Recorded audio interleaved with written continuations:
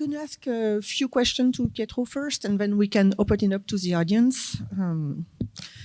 So in watching this new film of yours, I saw a lot of similarity with your previous work, but it's also a much more gentle and nearly like a more feminine aspect to the film, with some darkness and some violence, obviously, but overall there's a sort of gentleness that we would associate with feminine quality. So can you talk a little bit to start about what attracted you to film in that way, you know, compared, let's say, Martin Eden, what's much more masculine, and to continue in that. Thanks for to be here. I have my angel with me because it's complicated for me to explain this about my cinema. I need to be supported by him. I prefer to speak Italian, and then anyway, è un film femmina perché, diciamo, è un film che è nato da questa novella di Alexander Grin. Io dopo Martinine non avevo tante intenzioni, non avevo una grossa necessità di fare film. È così che mi sono imbattuto in questa novella e sono rimasto colpito da questa storia e l'ho voluta raccontare e trasporla in forma moderna. You know, you're right. It is a kind of a feminine film. It's based upon a novella by Alexander Grin. And, you know, after making the film Martin Eden, I really didn't feel like a great need to make a film again. And I came across this novella and is immediately filled with this desire to transpose it to the screen. Nella storia di Alexander Grin c'è questo principe azzurro che arriva e che porta via questa ragazza, ma nessuno ci crede più al principe azzurro. E in quel caso ho pensato a quel film di Ferreri, Ciao Maschio, no? Che è un po' che la donna in questo momento storico sa dove mettersi, gli uomini non sanno dove stare. In un certo senso la figura di Garrel e di questo principe azzurro un po' decaduto, perché in fondo Juliette sceglie le donne e non va con lui. And, you know, the story of the original story by Alexander Grin, it's kind of a story of what we would call a Prince Charming, you know, who comes upon a girl and rescues her. But in this case, you know, for the Prince Charming, we have Garrel, who is himself the one who falls, and Juliette doesn't fall for him. She chooses someone else. Nel senso che Juliette non ha bisogno di Jeanne. E in un certo senso resta nella sua comunità, che è una comunità femmina, dove vediamo Jeanne che resta solo e Juliette tra le donne. E noi abbiamo cambiato la storia di Alexander Grin, perché nella storia di Alexander Grin c'è questo corsaro che arriva e che porta via la Juliette del racconto, che ha Sol nel romanzo. So in our case, you know, Juliette doesn't need Jeanne. You know, she can sink back into her sort of feminine environment and leave poor Jeanne alone. Whereas in the original story, the man is kind of a pirate who takes Juliette away, and that's certainly something that we did more than that we transposed. There's also something else that's very important in your work. It's the sense of community that you show in films. So there's a very small anchor community, which is like a family. It doesn't have to be a biological family. It's just who is around the main character. And then you have a sort of larger sense of the village and the other people and people who can be against you, and it's something that we find often in your work. So I would say that obviously it's important for you to represent community as a safe place, someone that lets you grow, someone that lets you be yourself, and then the freedom that you need to have to grow. And I would like you to talk a little bit about that. Per me è un film molto moderno, profondamente moderno. Io credo nella famiglia allargata, credo nella comunità, e in un certo senso questo è un film dove è una storia molto semplice di un padre che, come tanti papà moderni, si prendono cura delle proprie figlie.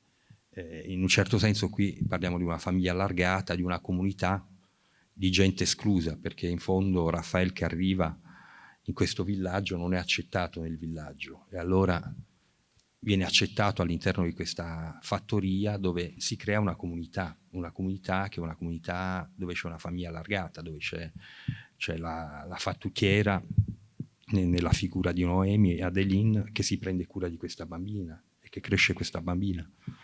E in un certo senso è per me il futuro è la famiglia allargata, nel senso il senso di famiglia che è presente in questo film, innanzitutto questo. You know, it's a film that's very modern in the way that it presents not the family, but the enlarged family, the community that is created around her. It's a very simple story, you know, of a father who as is very often the case in a modern family, has to take care of the children. But this is a larger family made up of people that have been excluded by society.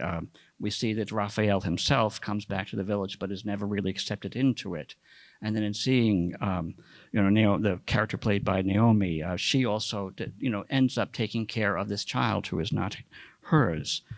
And I think this is also a sort of sense of what the future is. The future is this type of enlarged family. Since you're talking about this specific family, can you talk about the casting of the film? Obviously, Juliette Jouan, it's her first role. It's the first time she plays. Räphael Terry, who plays the father, has done some role, but is mostly known as a visual artist in France. Noémie Lovsky is sort of well-known comedian with Garrel also. But can you talk about casting specifically this family in your film? Allora, innanzitutto io mi sono trovato in Francia, ho passato 2 anni in Francia per questioni familiari, mi sono ritrovato in Francia dopo Martin Eden durante la pandemia, e questo è un film che è stato realizzato durante la pandemia, nel senso del momento più drammatico, è come un film realizzato in un'economia di guerra. E io non conoscevo né il francese e non conoscevo neanche il sistema produttivo francese, e credo aver avuto tanti privilegi, innanzitutto aver lavorato con degli attori straordinari e di aver messo su un casting che si addiceva al film. Tra questi Juliette è stata scelta tra 1000 ragazze che hanno partecipato a un casting selvaggio, e subito in lei ho riconosciuto la protagonista del film.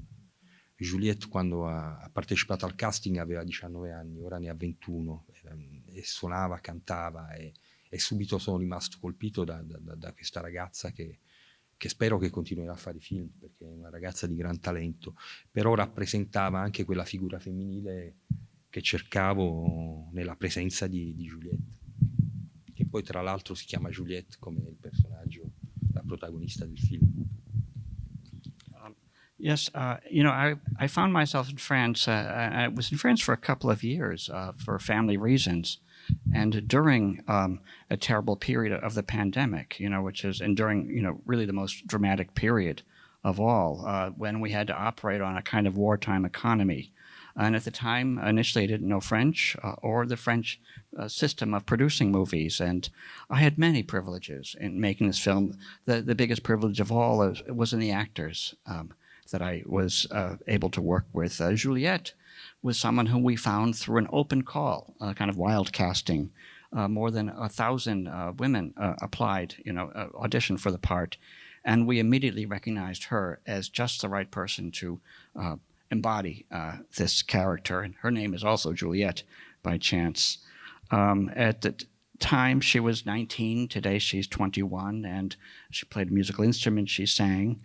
And she was perfect for the part, and I hope that she will continue in her career.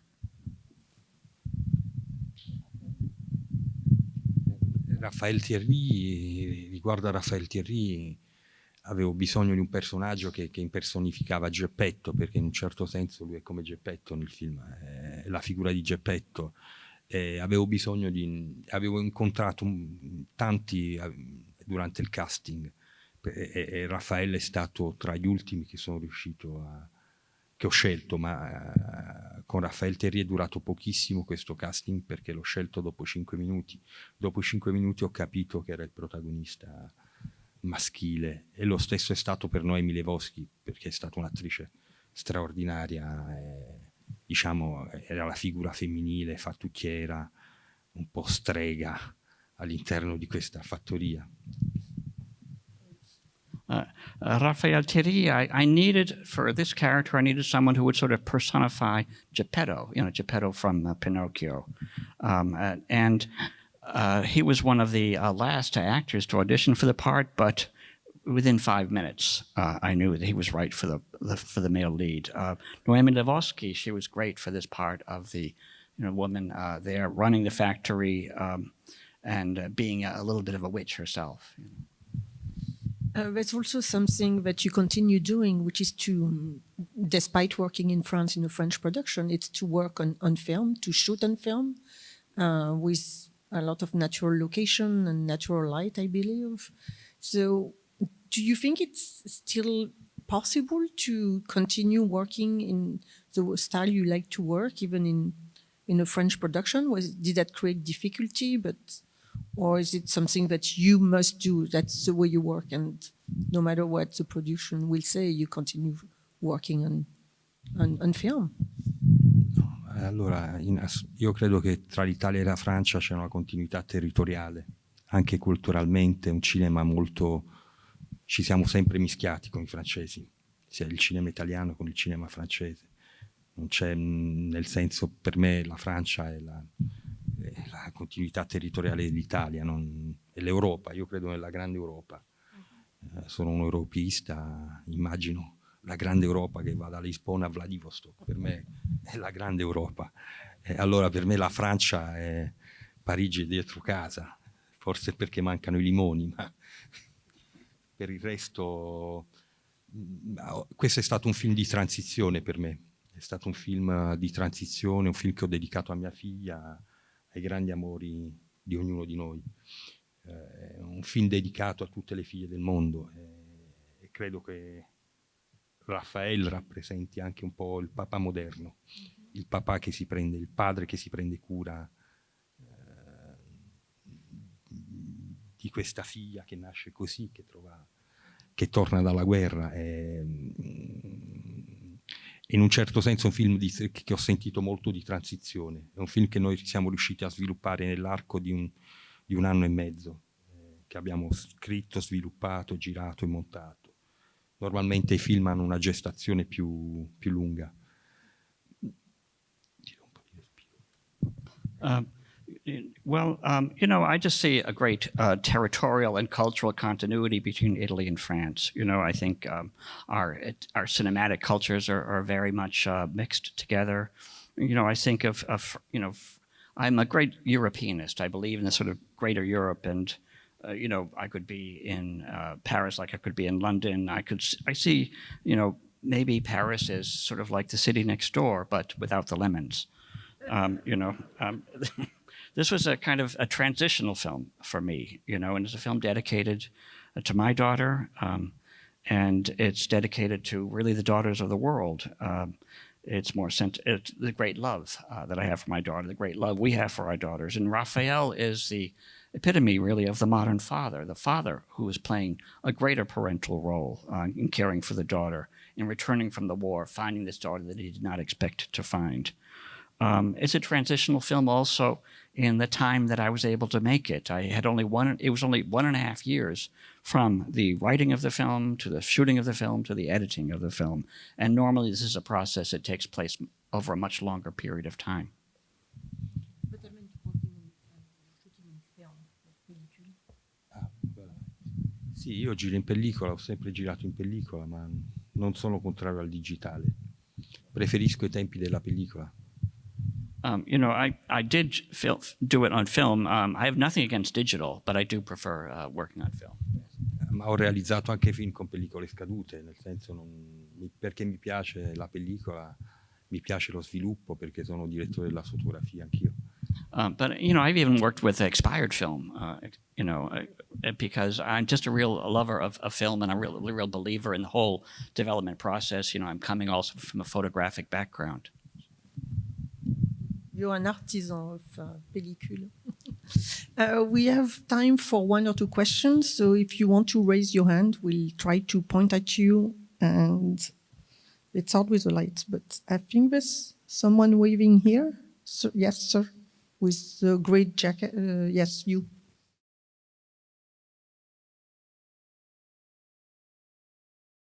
Allora, le musiche, innanzitutto le musiche sono composte da Garrel, che è un grandissimo compositore. Per me è stata la mia prima volta, la mia prima esperienza di lavorare con un compositore come Garrel. E lui mi è stato molto, un maestro che mi è stato molto vicino per tutto il film. Molte dei testi sono stati scritti da noi, ma ci sono anche delle poesie di Louis Michel che sono presenti, dei poemi di Louis Michel che sono presenti all'interno del film. Si tu es une fille e anche Hirondelle, che è il poema finale, che poi all'interno del film c'è Juliette che trascrive e traspone musicalmente. Ma il grande contributo è stato quello di Garrel, e per me è stata la prima volta che ho avuto l'opportunità di lavorare con un compositore. First of all, the music was composed by Gabriel Yerede, and this was the first time that I had worked with a composer directly on the film. And he worked very closely with me from the very beginning of the film until the end. Some of the texts that we use, we wrote, and others were based upon the poetry of Louis Michel.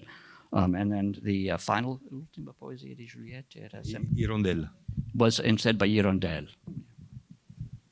So can you talk about how you incorporated the music when you were writing the scripts, or that came after, or it was? No, assolutamente. Non era. Se era la musica, non ho scritto i testi durante la scrittura del film, perché credo che la scrittura del film in sé è la scrittura un'opera incompleta, perché c'è sempre la trasposizione filmica. Io scrivo fino al montaggio, scrivo fino alla fine.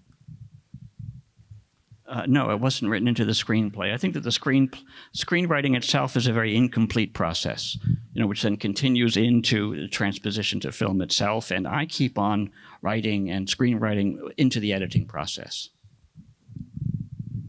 Unfortunately, we have to wrap up for today, but thank you so much for being here.